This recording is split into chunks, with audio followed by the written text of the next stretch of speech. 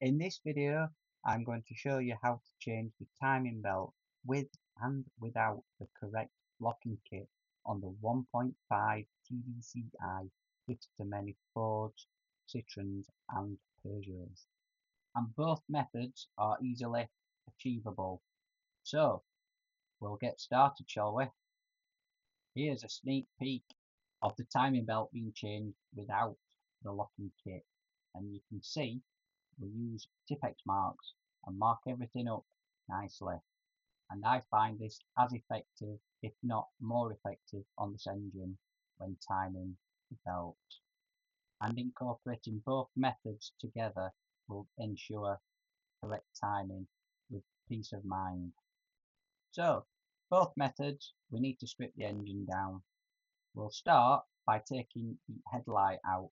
On the Fords this is really easy and makes a lot of room so that we can see what we're doing. And look at that, much better. So now we can really get into the job. So let's make a little bit more space. We will remove the header tank, squeeze the hose clips together and these will pop off, and then you need to lift out upwards off of the metal brackets, and then the hose at the back, which is a metal clip, unclips and then we'll slide off. And then we can get the tensioner on the auxiliary belt release. This is locked off with the appropriate pin, and then we need to remove the tensioner, two bolts that hold it in, and also the bracket on the front.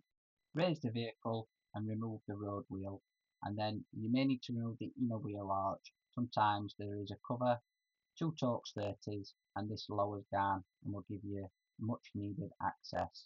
You can see the Torx 30s on this Ford Transit Connect model, and then we can see the lower part of the engine with the crankshaft pulley.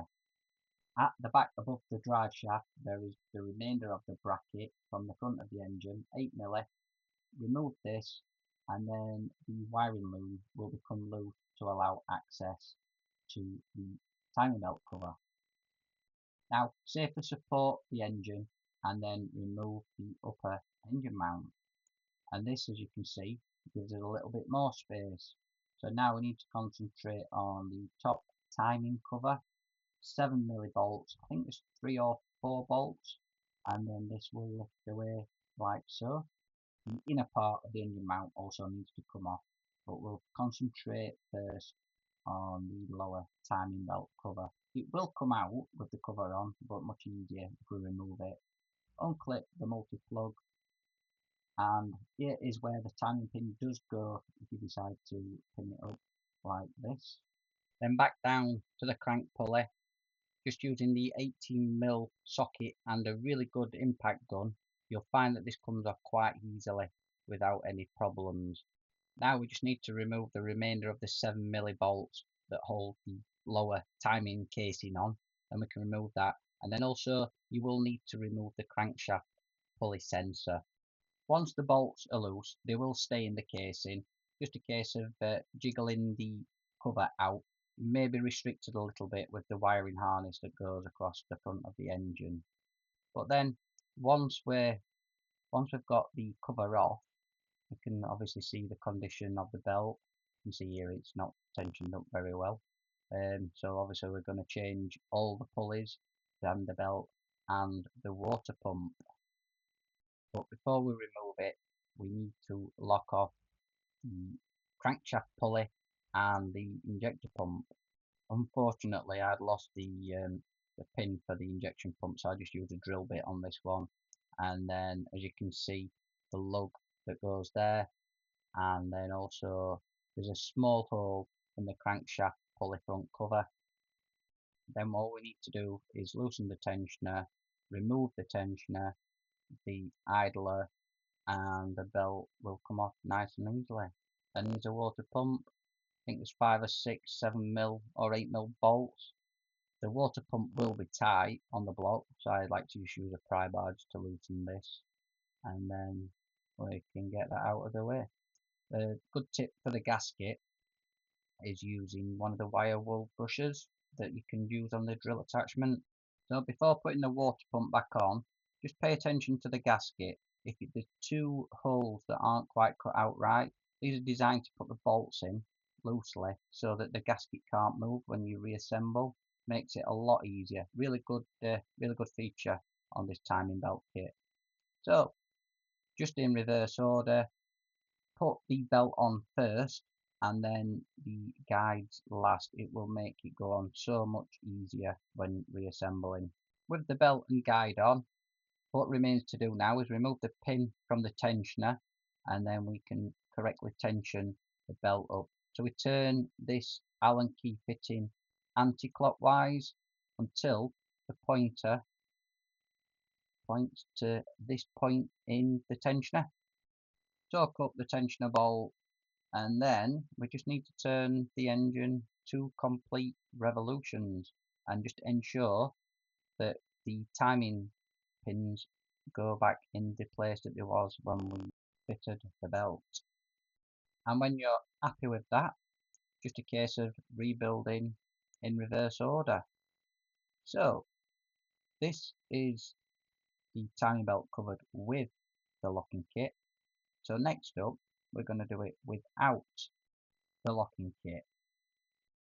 So obviously the strip down procedure is pretty much exactly the same. Obviously removing the reservoir, the engine mounting, etc. And there may be some slight variations in the job depending on model and what vehicle it is. There are people out there that will question that this can't be done correctly. I have done it like this for many years with absolutely no problems whatsoever. There are some various engines where you do actually need to lock the timing off because there is some adjustment to be made. But with this engine, it is really, it doesn't matter either way whether you do it with or without, and or a combination of both. I didn't mention earlier, but I will put a link to our website where you can find all of the components and some of the tools that we use, and plenty more information about other videos that we have on our channel. I didn't show you this earlier, but this Milwaukee gun makes light work of the lower crank pulley bolt. This video is a combination of 2 other videos we made previously, and I'll put a link to those at the end as well, so you can check those out individually on the details of doing this job. You may prefer just watching this one. I didn't show the engine supported earlier on, so that may help you. So obviously you've got to watch the video to the end so to get all the details. You can see the bolts here on the inner engine mounting. So once we get to the stage where the timing belt covers are off, it's just a case of marking everything up. I like to use a Tipex pen. Again, I'll put a link in the description.